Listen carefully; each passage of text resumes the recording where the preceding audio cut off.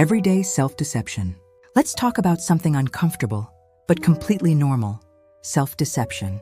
When people hear that word, they imagine extreme denial, lying, refusing to face reality. But everyday self-deception is not dramatic.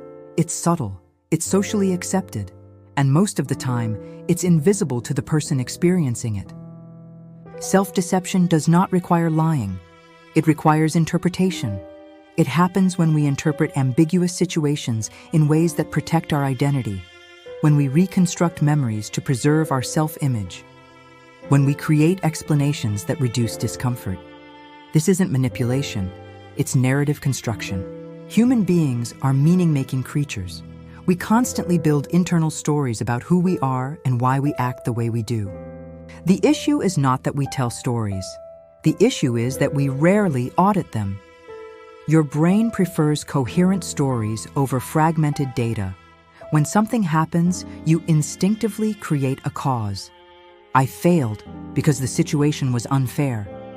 They reacted negatively because they're insecure. I didn't prepare enough because I work better under pressure. These explanations may contain truth, but they're rarely complete. Self-deception often lives in what the story leaves out. Here's something many people misunderstand. Memory is not a recording device, it's reconstructive. Every time you remember an event, you rebuild it, you filter it, you subtly update it. Over time, memories shift to stay consistent with who you currently believe you are. If you see yourself as responsible, your past will gradually reshape itself to reflect responsibility.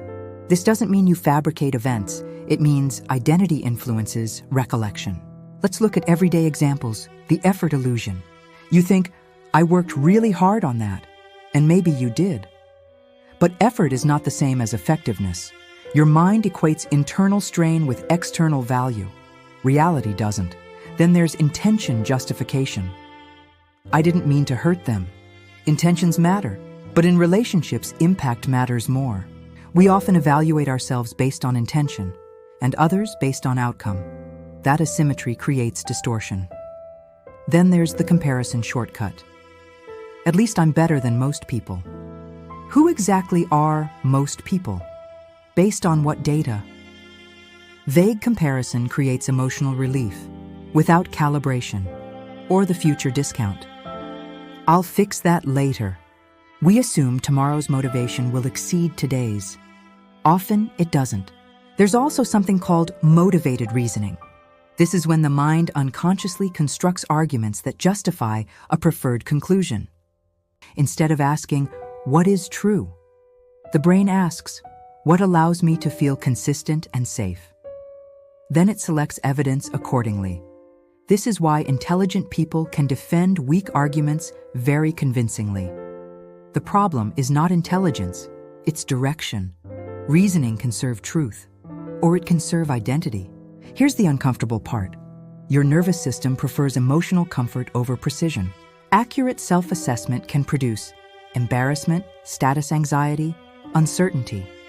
Self-deception smooths those emotions.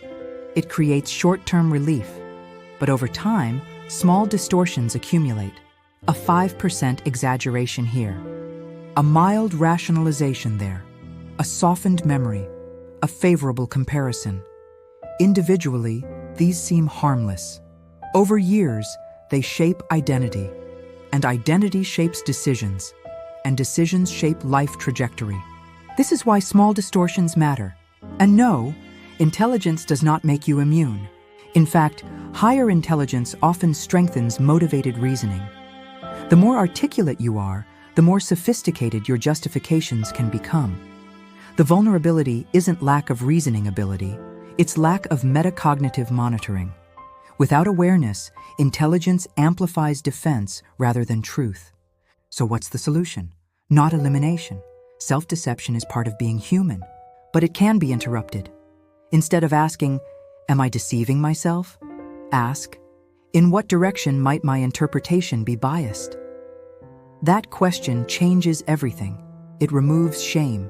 It replaces moral judgment with calibration. Here's a simple exercise. Think of a recent situation where you received criticism, something failed, a conflict occurred. Expectations weren't met. Write down your explanation of what happened, then ask, what evidence supports my interpretation? What evidence contradicts it? What might an outside observer say? What part of my identity does this story protect? Don't aim for self-blame, aim for clarity. Self-deception is not pathology. It is a byproduct of identity maintenance. Memory is reconstructive. Reasoning can serve identity. Emotional comfort competes with accuracy. Small distortions accumulate, and intelligence does not eliminate bias. Awareness does.